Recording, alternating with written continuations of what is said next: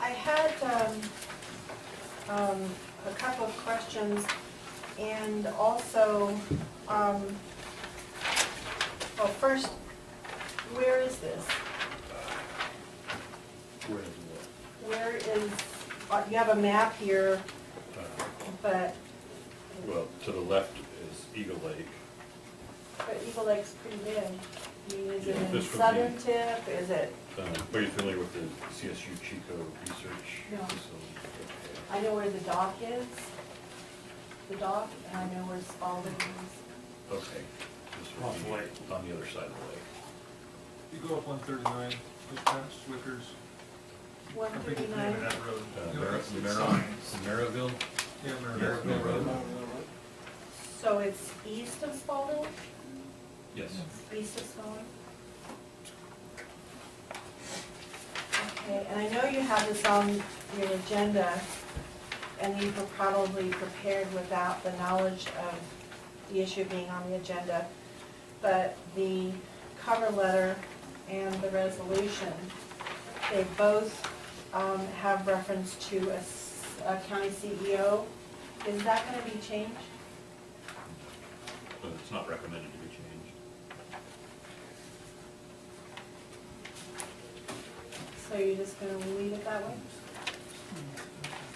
There's no CEO, but you're going to leave it that way? Okay. Just want to be clear. I also had some questions on that. And that is, I don't understand what the breakwater, what it serves and what the purpose of it is, et cetera. Could you just enlighten us? It was actually news to me back end of the year two. I assumed that all that property up there that encompasses the Research Foundation, the youth camp, et cetera, was either county office of education property or belonged to several foundations with Chico State University.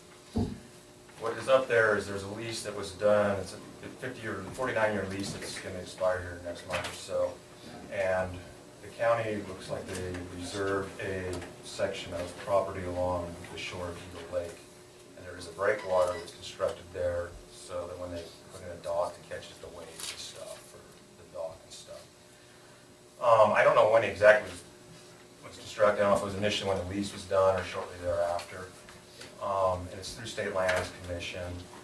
And basically, anytime you do anything that's in what is considered underwater, that's state lands. So that's what the lease is for. I'm assuming, I don't know, without doing a title search and going clear back who originally owned the property. It was all the county at one time. It may have been. But as years have progressed, certain properties have been, like the one piece has been transferred to the county office of ed where the youth camp facilities are located. And CSU has some other research facilities up there and stuff as well. And as far as I can tell on the record, it looks like the breakwater is just there to serve all of them. And the reason maybe the county kept that sliver is that educational facilities don't qualify for a free, no-cost permit on that. So I don't know if that's possibly a reason why the county's maintaining that sliver there for that. Because if they're not going to, public entity, the county won't be charged for the actual use of the permit like a. If I could add, and this one just from knowing some of the people involved and knowing the time frame there, I was only in the 5th grade, so I can't speak with.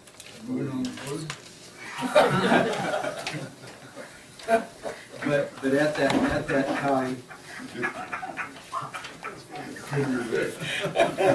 I opened myself up. Anyway, but at that time, and I know I came on board shortly thereafter. So in terms of the people that are referenced here, when you look at the resolutions, for people that I knew early on when I became involved with the board, and in a similar fashion, they were proactive in terms of building facilities. The youth camp, which is the Office of Education portion, was actually established. If you talk to Les Allen, he's a member of the Rotary Club, he talks about it periodically, so we've all learned to appreciate the history of the youth camp. Another one that was around at that time was Charlie Richardson. In order to get the road in there, they had to go out there and blow up boulders and stuff because there were obstacles for being able to get to the youth camp itself. with the development of that youth camp in about 62, I want to say 62 to 65, the need for providing access to, like we have the dock, you know, where for swimming or for whatever other water sports the youth camp folks needed, there was a need to establish that breakwater. It was not logical for the school people to go out there and build the breakwater. The county being a partner, and at that time the Office of Education was not an independent office, it was actually part of the county bureaucracy. They were co-located in where the welfare offices are there at the Roosevelt School originally, when that school was turned over to the county. So it would have made a lot of sense, and knowing those folks, Mark Totten would have been involved in that picture. You could probably consult with him, he could give you some more definitive history. And in order to do that, around that same time, the county was also involved in building the breakwater at the Eagle Lake Marina. And so we were already engaged with the state in that fashion. So that's probably how the role emerged as a partner to support the efforts of the youth camp. And that would be the necessity for it. Obviously, the Chico State Foundation operates a little bit different kind of facility. It's not one where we bus a lot of kids to on a regular basis, but the youth camp is, and it's evolved over the years. The 60s is when it was built, 70s is when it was improved and refined, and really came into big use starting with the 80s once it got established. I had another question too. So like, is this contract going to be for another 49 years, or what's this 2000? I think it's 20 is what they're doing them right now. There's a renewal on those. I think they've sprung them out as far. I think it's, How come? I'm not sure on that. I have to correspond with their staff person on that. Exactly. They need the revenue, and they don't want to do it every 50 years. I think they'd rather Up to every 20. And then my other question was, is if you get back there in the middle with the letterhead of Lassen County, it says accepting bear from any land lying above the last natural low water mark. When was the low water mark established? this spring. That's what I wanted. Was it 65? Yeah, I mean, in talking with the surveyor, the way it works is what's delineated in their in the lease document is as that water line moves in and out. So I don't know. You can make an argument that it's low right now. It is out of the water, or it's close to almost all the way out of the water. That's county property, not their property. But short of getting into some sort of legal debate with them about how that works. My question is, are they gonna make us go out and put the water break farther out in the lake now, that the water? No. No? No, that would, if anybody that requested it, breakwater is really not super functional right now for how low the water is, because that dock's gonna be out kind of at the tip of it anyways when you put it out there, unless the water comes back out. It's only $3,000, it can't be much of an improvement. Well, what the cost would be is if you don't want to renew it, they will remove it or we'll remove it at cost. That's the kicker. It's in there, and it's a fairly substantial breakwater. So it'd be big money to remove it. Yes. And then whatever they want to tack on as far as remediation and, Have to bring it back to its natural state. yeah, you're talking dozers and excavators, so that's the kicker, yeah. What can you sign, cross out the 20 and put 30 in? I'll get some, as long as they get it, because I don't want to do this again either. Okay.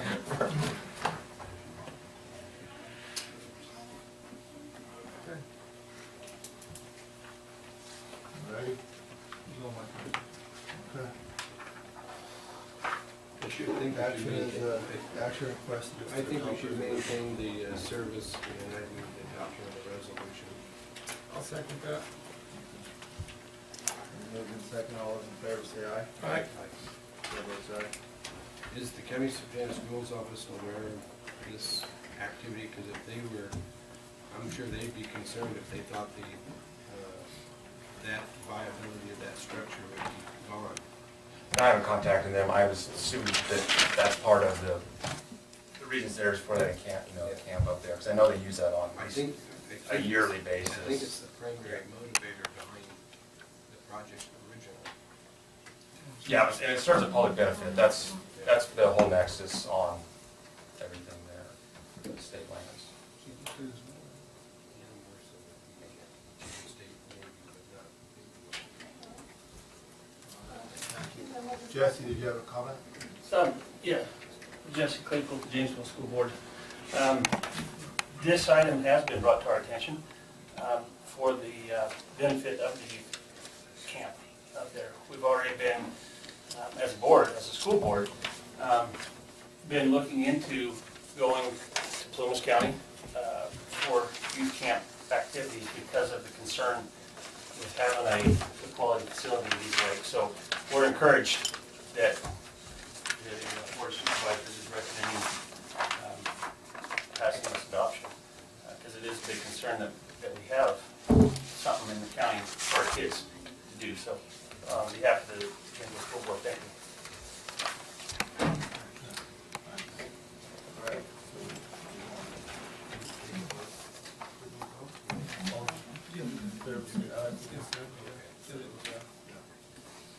Okay, so that passed unanimously. Okay, so item G7.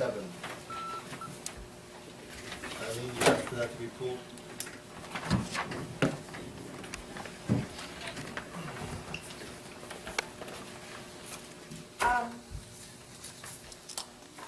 Couple of concerns. The CIP maintenance program, because you haven't put any effort into the capital improvement plan, at least we haven't seen anything. Maybe we will this afternoon. But my understanding that Mr. Millar was asked a question whether or not this CIP was in order of priorities, and he said it was.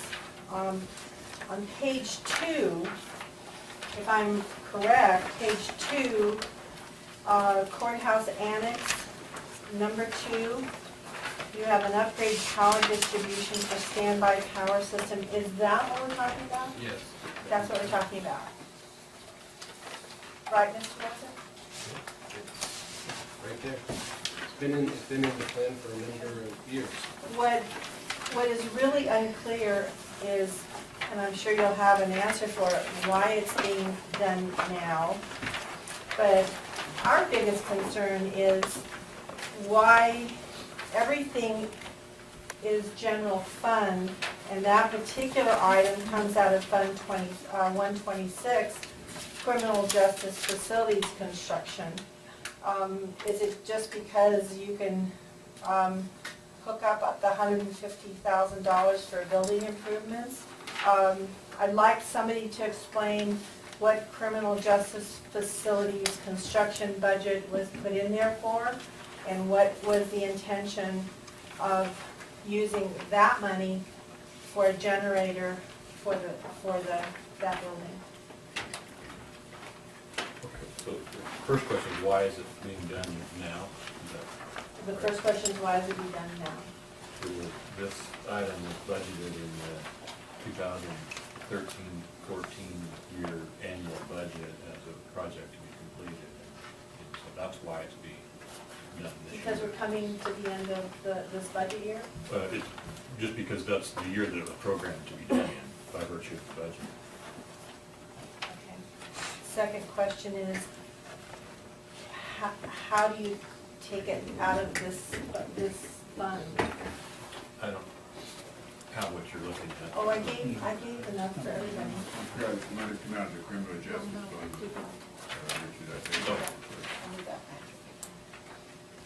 So what you're looking at is the proposed expenditures for 2013-14, is that right? Right. That's it. Criminal justice facilities construction, I'm assuming I'm reading that correct. Everything else comes out of the general fund. This particular item is coming out of criminal justice? Sure. I guess the short answer is that's where the funds were budgeted out of, and the auditor may have a comment on that. Let me give a little bit more description of the project, and then we can get into what the funds are, you can use the funds for. It's upgrading for the entire annex.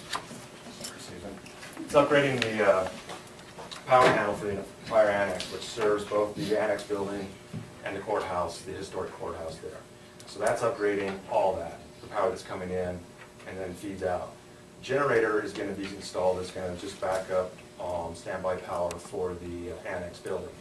The way the project's been scoped out is scalable, that you can add a second generator in the future, and you can provide standby power for the historic courthouse as well.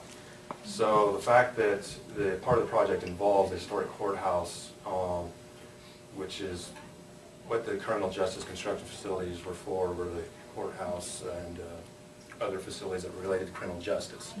So there's a definition for that, so that's why that project was budgeted for that fund on that. And at the time this was originally being plugged into a few years back, the Yes. courts were still located at Courthouse Square, but they've since relocated. But this is the current year budget. This isn't 10 years ago budget. Well, This is this fiscal year. The criticism, Mr. Chairman, if I may, is... It's not a criticism. No, I'm let- asking the May I have the floor? chairperson. Yeah, the criticism that has been raised in the past is that the board has not had a capital facilities plan that is big vision in terms of view, that we are just moment by moment by moment.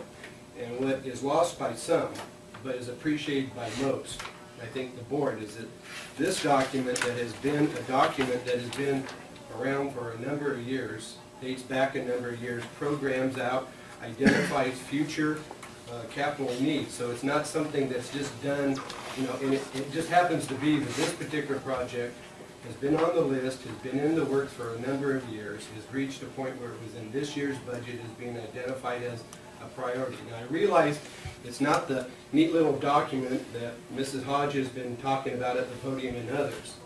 Okay, maybe the format doesn't satisfy some, but it has been, the document's been used by staff and by the board and by the departments for a number of times. And so that particular item in there, at the time in which it was programmed, a ways back, I can't tell you when because I haven't got the file to tell us when, but at one point it was programmed in there and identified because of the court-related activities and the criminal justice-related activities that historically has been at the square, and it's still, some of the departments are still at the square, was the reason why it was identified to be in that mode. Okay, so I think it's important that we understand that we not have the discussion and debate narrowed into a corner that just satisfies the outcome of certain individuals. And I think it's important that we not accept that. I don't appreciate the testimony that's being given right now. It is disrespectful of staff, and it's disrespectful of the board, and it's disrespectful of the process that has been functioning for a number of years successfully. What I can appreciate Mr. Chapman's view, but this budget is a year-to-year budget. It is prepared by the administrator and approved by you. This isn't the only one that's going inappropriately and taking money inappropriately from funds like this. This is inappropriate. I don't care if you agree with me or not. It's not criticism. It's just that the public has to be aware, more aware, and we're going to try and make them more aware of the budget process, because you ultimately, all five of you, are responsible for signing off, taking this money. You're ultimately, you sign off on it. You can't blame anybody else when the budget's been approved and you're going to work with it within the next 12 months. You're responsible for this. This is an inappropriate, this could have been remedied. It could have been taken out of general fund, which probably would have been more appropriate than leaving it year after year in this. So the budget process is going to be extremely scrutinized, not because we don't trust you, it's just that a lot of stuff is being done because of it's been done before, or let's not take the time to look at where this should be, the money should be coming.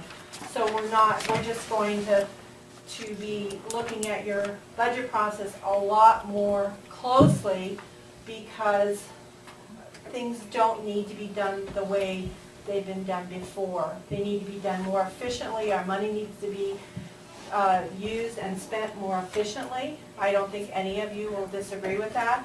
But this money coming from this could have been changed. We did adjust up your Thank you. Bob, do you have something? Yeah, Mr. Chairman, the comment that this board is authorizing payment of the criminal justice fund being inappropriate, I think is totally incorrect. If Karen would, tell us a little bit about criminal justice facility construction money, where it comes from and what it is to be used for. I could recommend an easy solution to the discussion. We do have budgeted in ACO, the replacement for the, what is it, the control boards, the locks. If you want to switch that project to criminal justice facility and then pay for the generator out of ACO, that would eliminate any further discussion or concern, I would think. Is it inappropriate to use this money for this generator? ACO would be a better place. Thank you. Appreciate that. I have a question for Pete. You answered it in part. You said that you have, yeah, my question is we're gonna remodel these buildings at some time, and maybe we're gonna add buildings. Is it not smart to, how many kilowatts is this generator? I mean, wouldn't it be smart to put something that's a little oversized now, so you don't have the expense down the road? We did a feasibility of looking at that, getting one large generator that would power up the entire square versus doing a scalability of it. This one's I believe it's 150 kV on that one. As soon as you start going over to get the next size up, to power the whole thing up, your cost exponentially starts shooting up because you're getting into, we're right kind of the meat and potatoes of the generator size there that everybody manufactures. It's a standard size.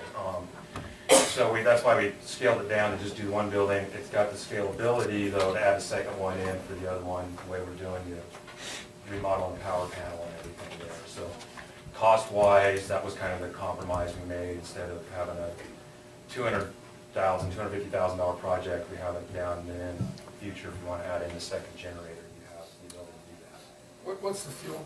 It's natural gas. So there's the advantages to that are we're not dealing with fuel storage tank there and our Cooper and all that.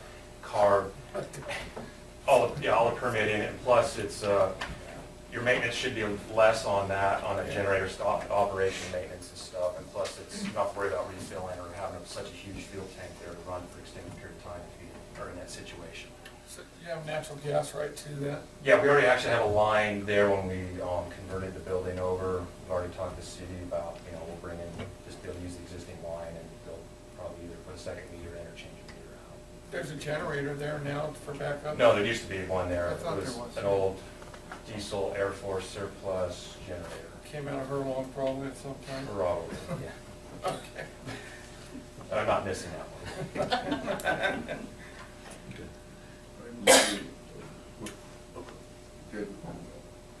Maybe give me an idea of why you decide to take money out of a particular fund and not another fund, or like the control upgrade, you said it's coming out of what fund was it? Well, if I could address the funding, the reason that these funds are in the budget from the Criminal Justice Facility Construction Fund are simply because that's where they were requested to come out of during the budget process, and it was vetted through the budget process, and that's where, and eventually the board authorized the expenditure out of that fund.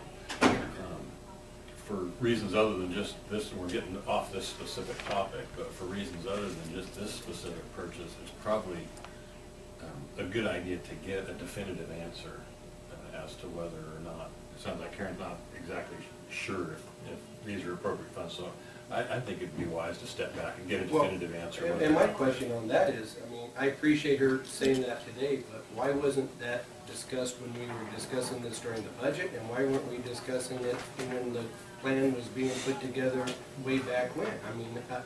If that's the case, that's the case. I would defer to that and would appreciate that, but why are we dealing with that question now when that should have been done last September when the budget was adopted and back when the capital improvement plan had that programmed in for the first time. I mean, it's been historically identified as being the source for it. So It's a there's good if question. there's a better fund, then great, let's use the better fund.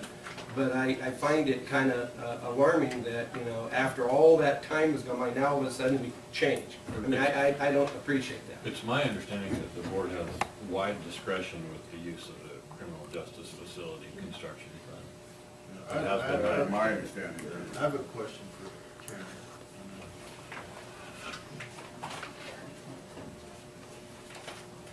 Actually, at first, there is wide discretion on it. And it's not inappropriate to use those funds for the generator because we still have radio equipment in the courthouse for, you know, that qualifies it.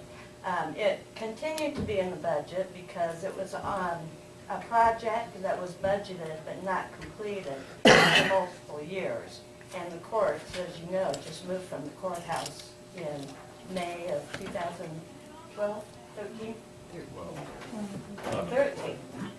wasn't it? Or 12. Anyway, it's been in the budget that long. So my question was, I mean, I appreciate you said that the other, the ACO might be better, but the question I have, I mean, are we within the, you know, law or allowable uses if we just approve it as it is? Probably, Well, I think because but, it's probably you know, I better think, just yeah. to get it. Yeah, I think the comfort level, ACO has the budget. There are other needs that are just very specific, you know, very clearly qualified for the criminal justice facility. So just switch the use. What's the pleasure of the board with this agenda? Well, before you do, and I have no problem with the switch, you know, but the difference we have to understand is the ACO fund is available to everybody. The criminal justice fund is only available to some. So what you do is you limit, you know, your flexibility and use your funds. Now, besides the radio equipment, which has to be maintained, and that's part of the public, and that's something particularly needs to be maintained during power interruptions. So if anything, that probably is the most critical use of having that generator on site. But you still have criminal justice related departments located at Courthouse Square. So there's ample, you know, opportunity for being able to make the nexus between the use of what those funds are to, you know, that particular location. So I don't have a problem with making that particular bridge. Now, if we, in this case, the Sheriff's Department, we've already made the commitment that we're gonna see the replacement of that equipment, you know, if it's a matter, and that's gonna come out of, whether it's out of the ACO fund or any other fund that we have. I mean, that is probably the top priority for the use of our capital improvement funds. You know, if we're a way to clean up and utilize these criminal justice funds, the issue is going to come along is that those criminal justice funds sit there because of the limited availability for utilization over a period of time. At some point in time, the state's going to say, well, why do these people have that money there? And when they decide to, they can pull those monies out and you lose out altogether. So they should be spent first, where the ACO funds are our funds that are locally generated and can be used upon a greater realm. So, you know, if we can get the criminal justice funds spent and do it on something like at the sheriff's office, great. Backfill using the ACO funds for this, but that generator needs to be done there. But I don't think that we should be having, I mean, I think, Karen, you need to be able to say that affirmatively and aggressively at the beginning, not at the end. And it bothers me. Well, thank you for your comments. It bothers me when you sit there, when you say think maybe or whatever. It needs to be Okay. definitive. Anyway, you don't have to worry about those funds being, you know, taken back, not being used for their purpose. They're almost exhausted anyway, so. And that was, the board 2 years ago, 3 years ago, made the determination to draw those funds down and use them as appropriately as possible, as early as possible. So this is the tail end of that process. Why don't I'd like to recommend that we just table it till the next meeting, we look into it, and hopefully we can move forward as it's presented. What I'd suggest, we'll either bring back a definitive answer that those funds are eligible, or we'll come back with the How long recommendation. will it take to get that definitive answer, because we can put it on this afternoon? 15 minutes. Yeah, let's readdress it after lunch. Okay, we can table it till after. Thank you, Karen. Thank you, Karen. Thanks. All righty, okay.